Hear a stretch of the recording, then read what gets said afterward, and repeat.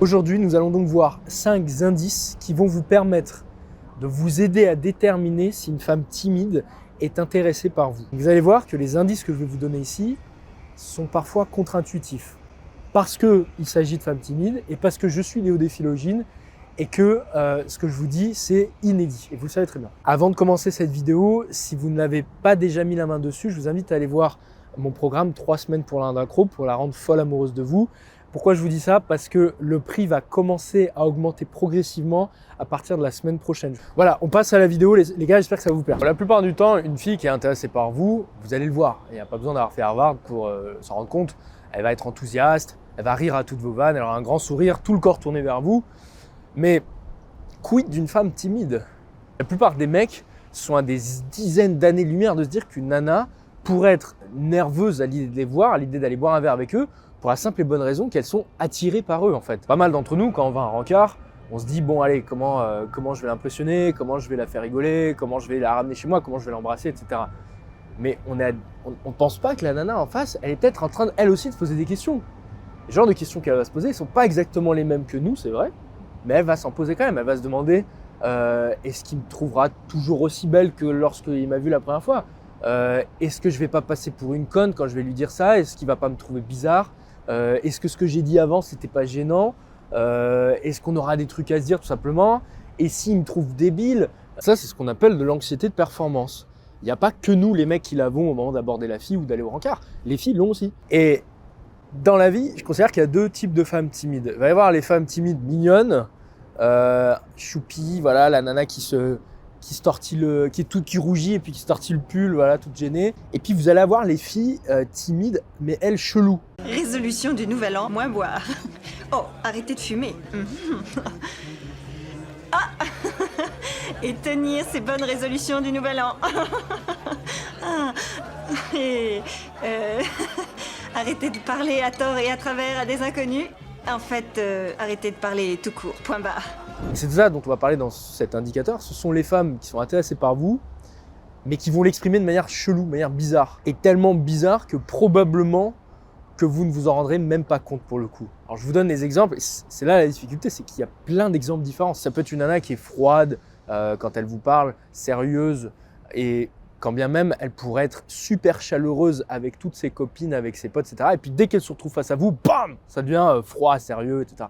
Et ça peut aussi être une nana qui va se comporter de manière faussement extravertie avec vous, qui va essayer d'en faire des caisses et des caisses, alors qu'elle n'est pas forcément comme ça au quotidien. Alors comme cette partie elle est un peu difficile, je vais faire appel au joker femme de la chaîne YouTube. Voilà, parmi mes abonnés femmes timides de type chelou, dites-nous comment vous vous comportez quand vous êtes face à un mec qui vous plaît. Et moi, je vais vous donner 2 exemples. Parce que sans exemple, c'est très difficile à imaginer ce que je vous dis là. Première anecdote, quand j'avais 20 ans, donc j'étais en fac de psycho, j'ai commencé à me mettre en relation avec une fille qui, elle, en avait 21 ans.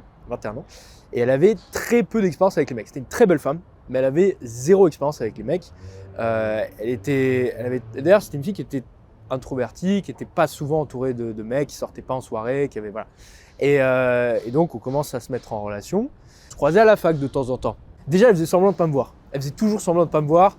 Alors du coup, je voyais bien qu'elle m'avait vu, mais elle faisait semblant de pas m'avoir vu arriver. Et donc j'arrivais, je disais hey, salut. Elle se retournait d'un coup, elle faisait hey, ça va et tout. Elle surjouait l'extraverti, parce que moi j'aime pas du tout. En vrai, je trouvais ça très bizarre. Et elle surjouait l'extraverti en mode ouais, alors raconte, nana. Et c'était pas du tout naturel. Alors pourquoi je faisais ça, cette fille-là? Parce qu'en fait, elle me voyait constamment entourée de nanas.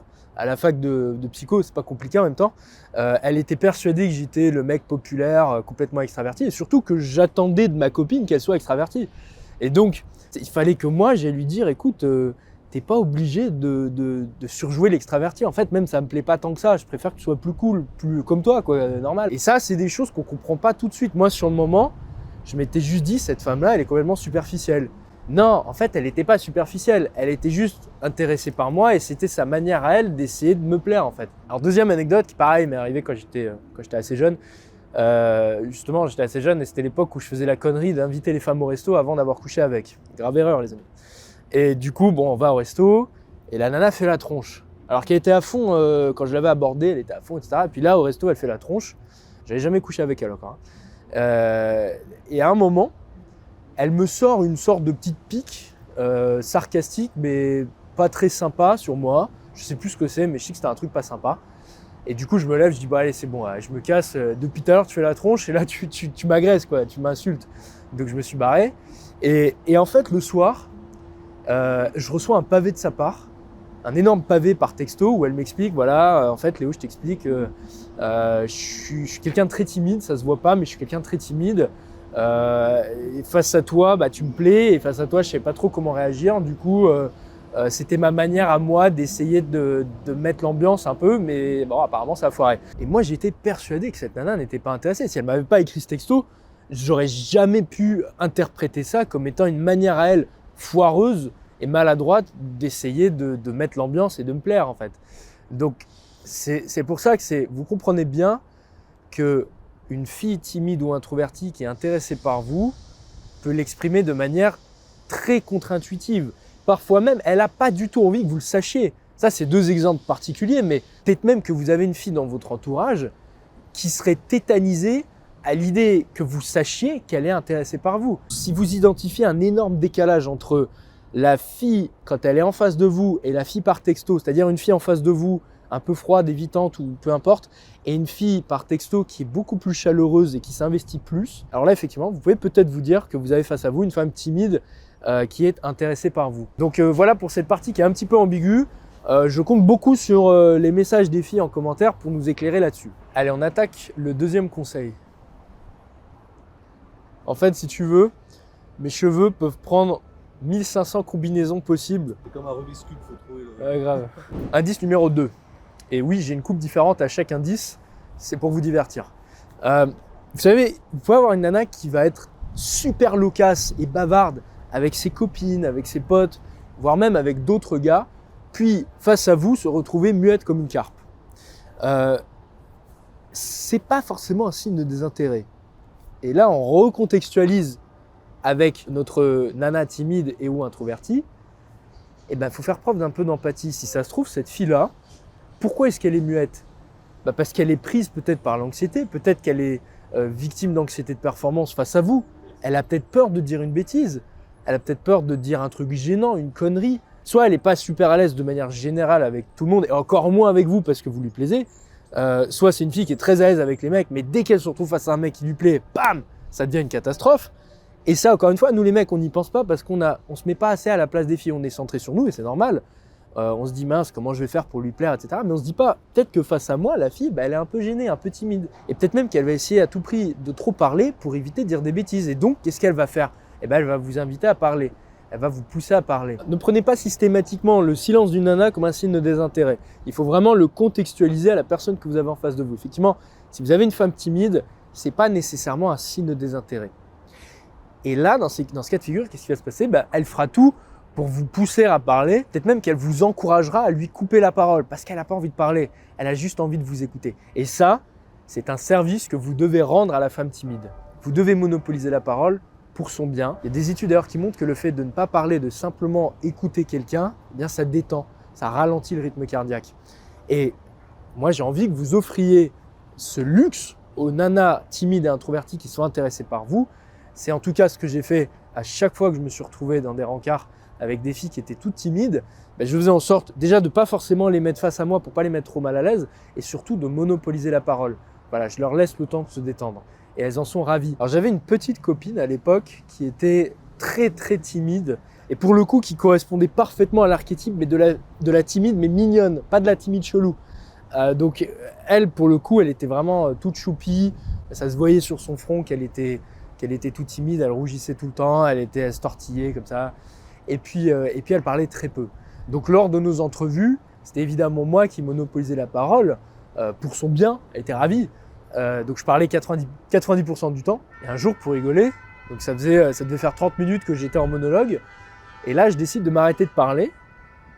Et puis, silence, elle dit rien. Alors là, je me retourne, je la regarde, elle baisse les yeux, elle se tortille, comme je vous dis, là, elle est toute gênée. Et moi, ça me fait rire, parce que moi, les blancs, ça me dérange pas. Mais elle est super mal à l'aise par rapport à ça.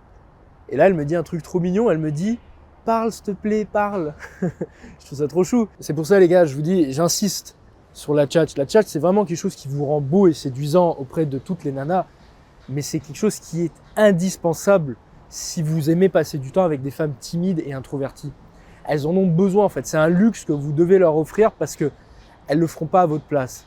Et contrairement à ce qu'on peut croire, les filles timides ne recherchent pas des mecs timides, elles recherchent des mecs introvertis comme elles, mais loquaces et bavards, des mecs sociables, qui peuvent faire les choses qu'elles n'osent pas faire. C'est pour ça que je vous screen avec la créativité, vous devez la développer. Si ça vous intéresse, vous le savez, j'ai un programme là-dessus, je vous mets un lien en description. Et pour l'occasion, comme ça fait très longtemps que je n'ai pas fait de réduction dessus, je vais vous offrir 20% jusqu'à mercredi.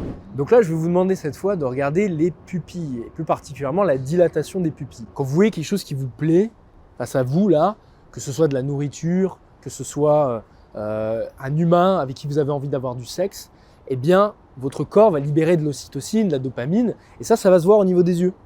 Les pupilles vont se dilater. Mais c'est aussi le cas quand vous voyez quelque chose qui vous fait peur face à vous. Vos pupilles se dilatent parce qu'en fait, vous avez votre corps qui se prépare à la fuite, et donc tout le système sympathique qui est activé. C'est aussi le cas lorsque vous avez une forte émotion, quelle qu'elle soit, ou encore si vous avez pris de la drogue. Vous allez me dire, Léo, du coup, c'est compliqué. Comment savoir si cette fille est intéressée ? Peut-être qu'elle vient de se taper un shot d'héroïne, c'est vrai. Donc soit cette fille est droguée, soit cette fille est flippée. Et dans ces cas-là, vous pouvez mesurer son rythme cardiaque. D'ailleurs, c'est un petit conseil, ça peut être intéressant. Ou alors cette nana, elle est sexuellement attirée par vous. Alors, le 5e indice, ce sont les tremblements. Alors, je vous explique. Une femme qui tremble, je vous explique d'où ça vient. Déjà, c'est un indice qui est purement empirique. C'est basé sur mon expérience personnelle. Ça se trouve, c'est de la merde ce que je veux dire. Je ne sais pas si c'est quelque chose qu'on peut retrouver dans la littérature scientifique directement comme ça. C'est plutôt un signe d'intérêt, le fait de susciter une émotion, de dire que la personne est impressionnée par vous, que ce soit un homme ou une femme. Hein. On est nerveux face à une femme qui nous plaît, les femmes sont nerveuses face à des hommes qui nous plaisent.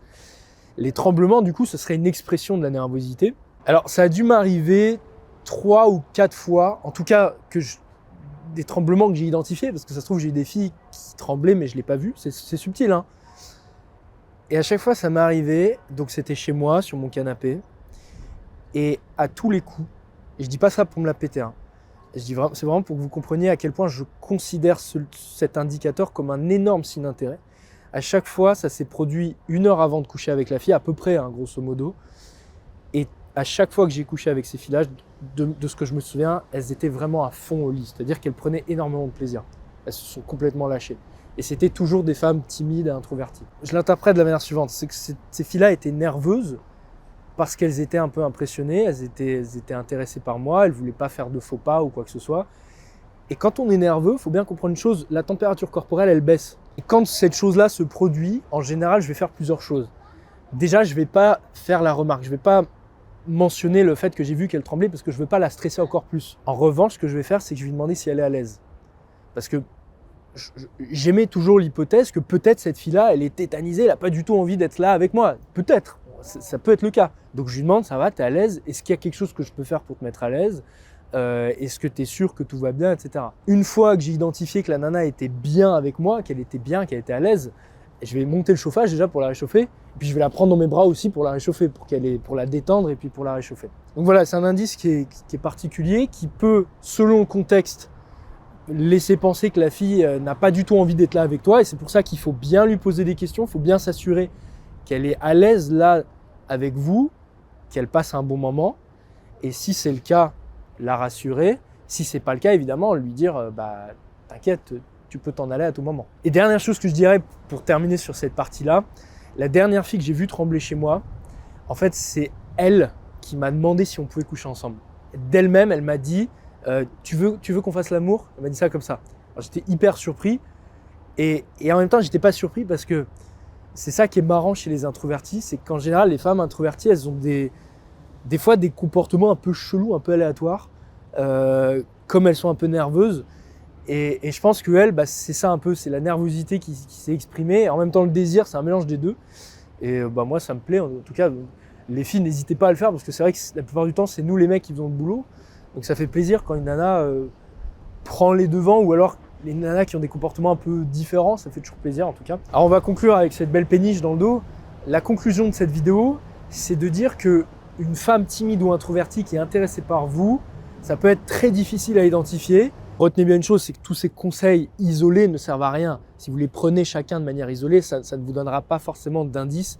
Il faut vraiment les prendre dans leur ensemble et surtout les recontextualiser à votre situation. Voilà. Parce qu'ils peuvent être autant considérés comme des gros signes de désintérêt, tout comme ils peuvent être pris en fonction du contexte comme de gros signes d'intérêt. Et pour ceux qui veulent aller vraiment plus loin, qui veulent apprendre à rendre une femme amoureuse, qu'elle soit timide ou pas d'ailleurs, je vous invite à aller voir mon programme 3 semaines pour la rendre accro. Vous avez dans ce programme un condensé de 10 ans de mon expérience personnelle et de l'expérience des mecs que j'ai eu sur le terrain.